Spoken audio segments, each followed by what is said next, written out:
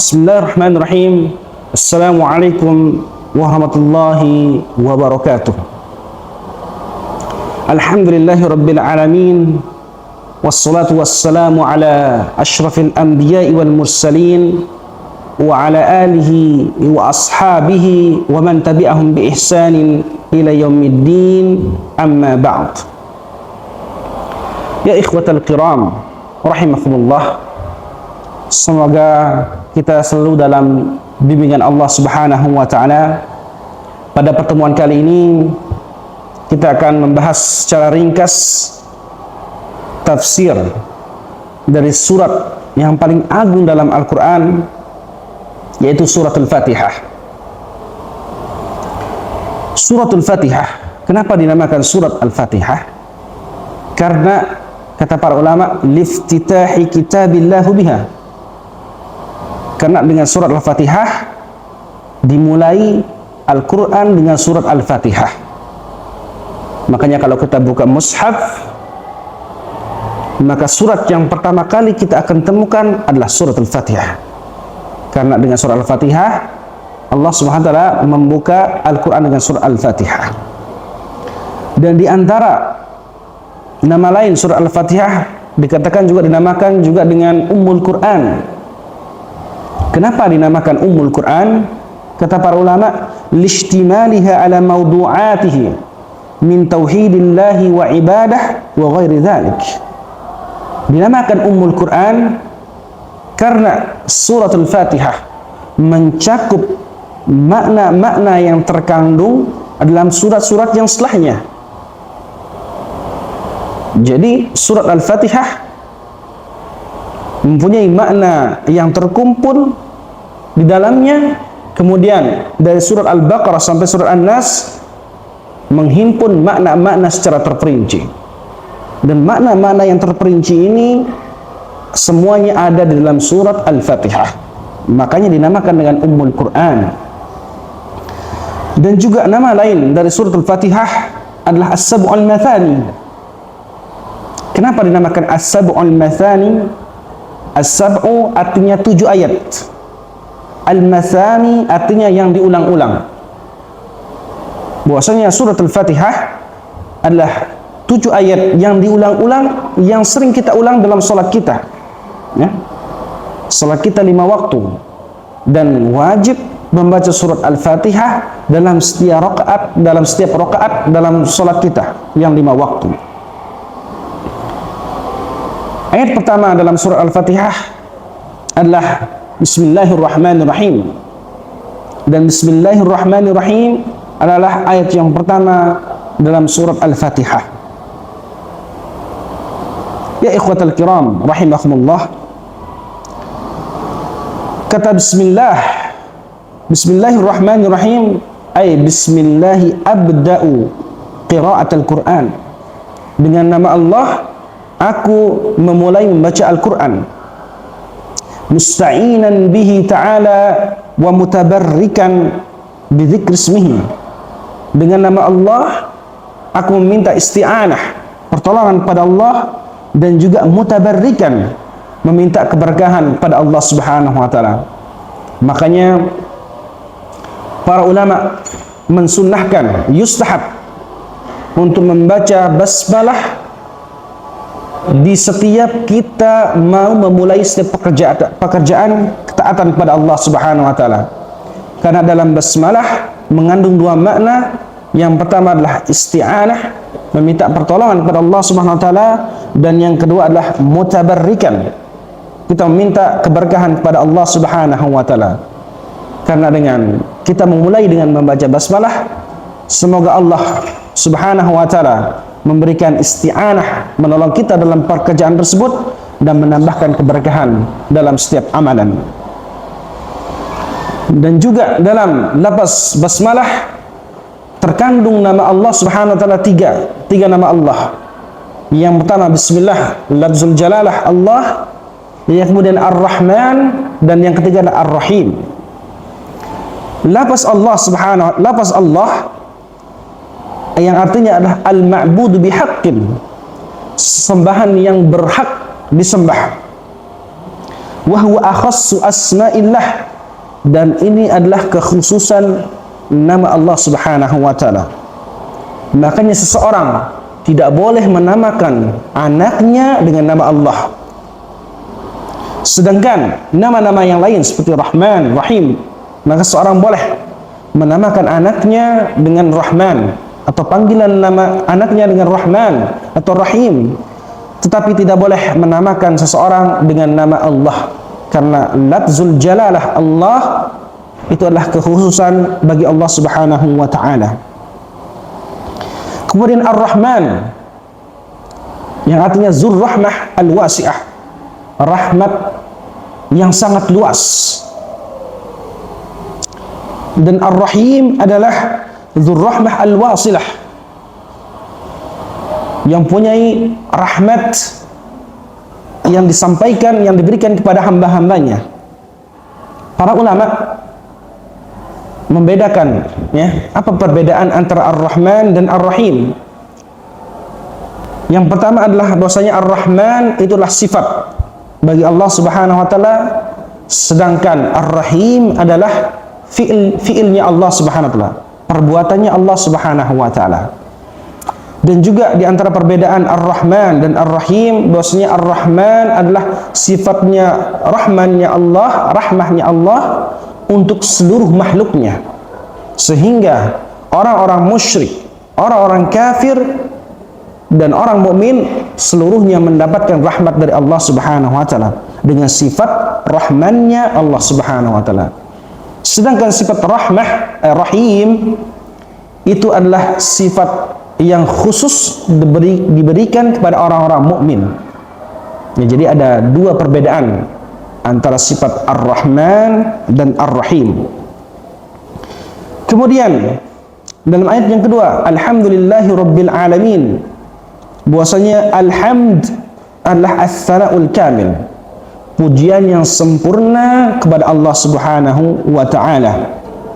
Karena Allah lah yang mempunyai sifat kesempurnaan dari sisi zatnya, dari sisi sifatnya, dari sisi perbuatannya Allah Subhanahu wa taala, maka dia adalah mempunyai sifat yang sempurna.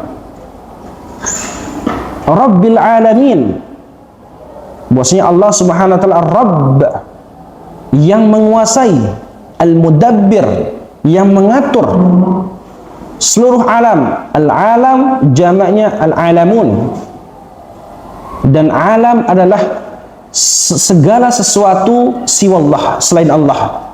Ya, segala sesuatu selain Allah, maka dia adalah alam. Dan Allah Subhanahu wa taala Rabbul Alamin, yang menguasai dan yang mengatur seluruh alam, seluruh segala sesuatu selain dari Allah Subhanahu wa taala. Kemudian Ar-Rahmanir Rahim, Ar-Rahmanir Rahim. Kemudian Allah Subhanahu wa taala kembali dengan ayat ini, Ar-Rahman Ar-Rahim. Kemudian pada ayat yang keempat, Maliki Yaumiddin, bahwasanya pada ayat ini tamjidun lillahi ta'ala bi annahu al-malik, pengagungan pada Allah Subhanahu wa taala bahwasanya dia adalah Malik, Malikul Malak, bahwasanya Allah Subhanahu wa taala adalah raja di atas segala raja. Yaumiddin, pada hari kiamat kelak. Karena seseorang tidak akan bisa berbicara, ya, kecuali atas izin Allah Subhanahu wa taala di dunia maupun di akhirat. Makanya kita tidak boleh mengatakan kepada seorang bahwasanya dia Malikul Malak, karena Malikul Malak adalah punyanya Allah Subhanahu wa taala, raja di atas segala raja. Kemudian pada ayat yang kelima, Iyyaka na'budu wa iyyaka nasta'in, ya, hanya kepada Engkaulah kami menyembah.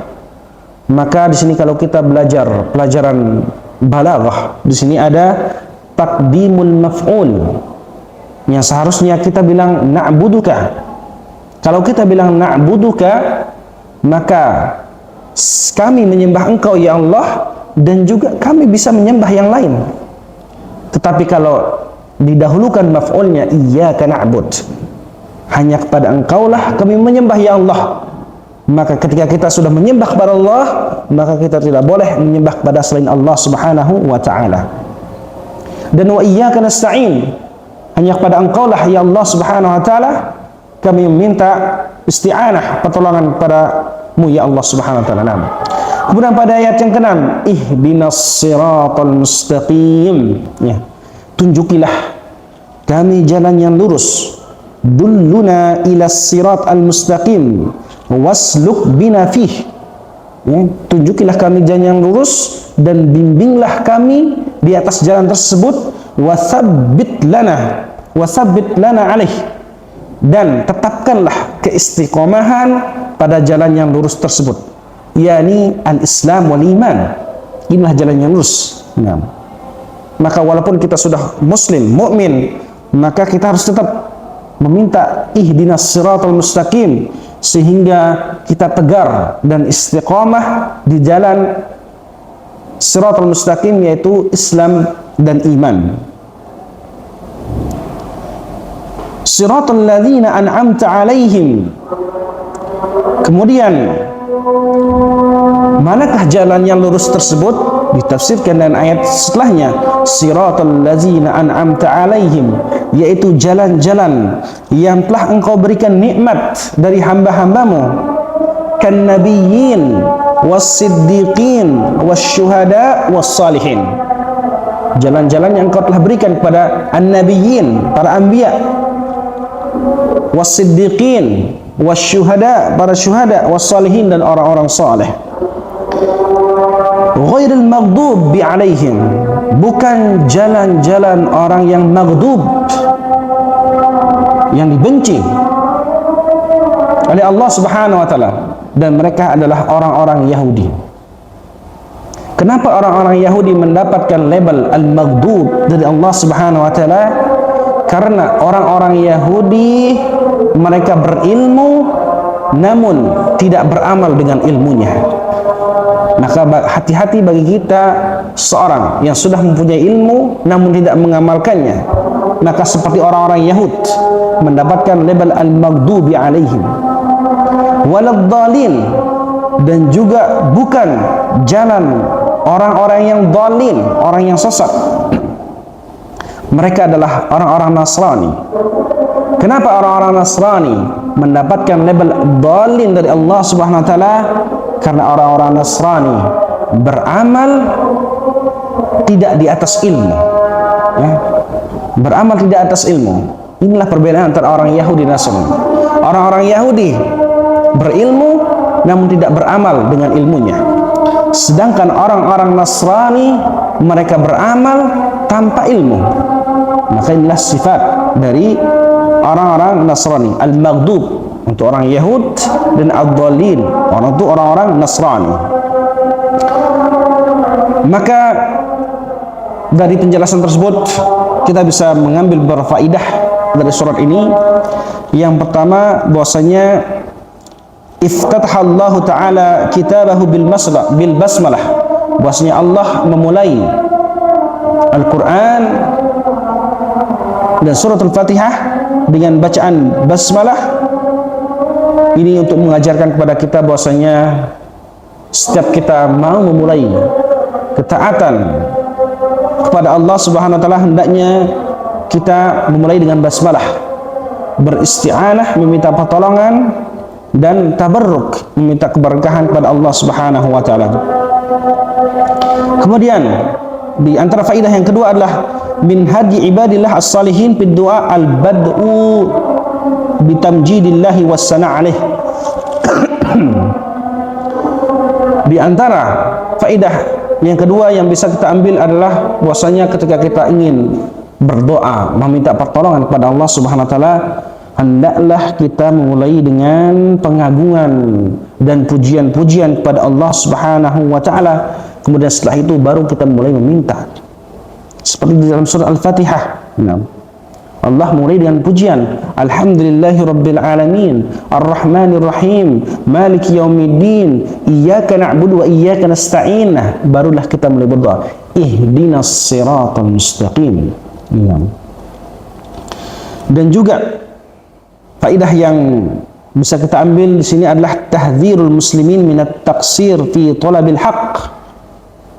Tahzir kepada orang-orang muslimin yang taksir fi talabil ilm, yang kurang dalam menuntut ilmu, sehingga dia menjadi kan nasara ad-dhalin, sehingga dia akan menjadi orang-orang Nasrani yang zalim, ya, beramal tanpa ilmu.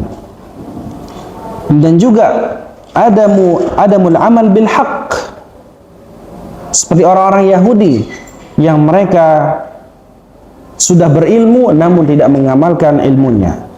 Semoga kita terhindar dari dua jalan ini, al-maghdub dan dhalin, dan kita berada di atas jalan as-siratal mustaqim, ia adalah jalan yang hak, yang tidak condong dan yang tidak berubah-ubah.